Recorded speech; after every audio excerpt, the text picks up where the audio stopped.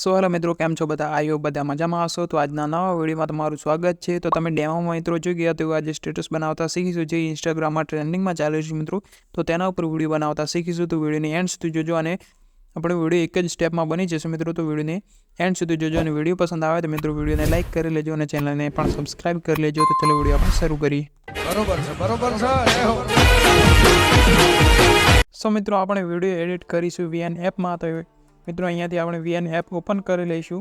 અહીંયાથી VN app open કરી લીધા બાદ અહીંયાથી તમને જોવા મળશે મિત્રો ખૂણામાં ઉપર 3 ટપકા, તેના ઉપર આપણે એકવાર ક્લિક કરીશું. તેના ઉપર ક્લિક કરીશું અને અહીંયાથી આપણે જે સ્કેનનું ઓપ્શન છે તેના ઉપર આપણે ક્લિક કરીશું.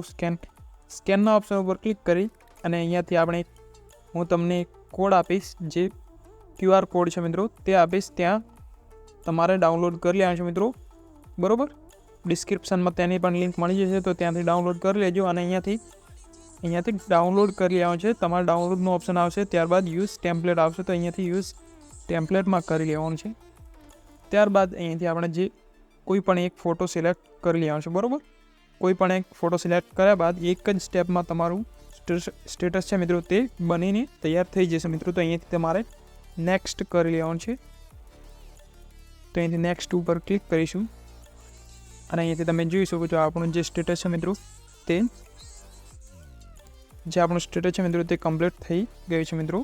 બરાબર, તો એક જ સ્ટેપમાં મિત્રો આપણું સ્ટેટસ છે મિત્રો તે કમ્પ્લીટ થઈને આવી જશે મિત્રો. તમે જોઈ શકો છો આવી રીતે. ત્યારબાદ અહીંયાથી આપણે જે સ્ટેટસ છે મિત્રો તેને અહીંયાથી એક્સપોર્ટ કરી લઈશું.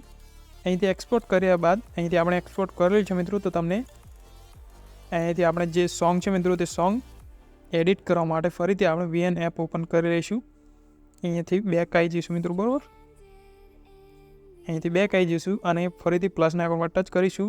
અહીંથી ન્યૂ પ્રોજેક્ટમાં ક્લિક કરીશું અને જે આપણે વિડીયો એડિટ કરીશું મિત્રો તે વિડીયો અહીંથી એડ કરી લેવાનો છે. તો અહીંથી આપણે એડ કરી લઈએ. ત્યારબાદ અહીંયાથી રાઇટ ઉપર ક્લિક કરીશું અને અહીંયાથી જે આપણું સોંગ છે ઓરિજિનલ તેને અહીંયાથી મ્યુટ કરી લઈશું.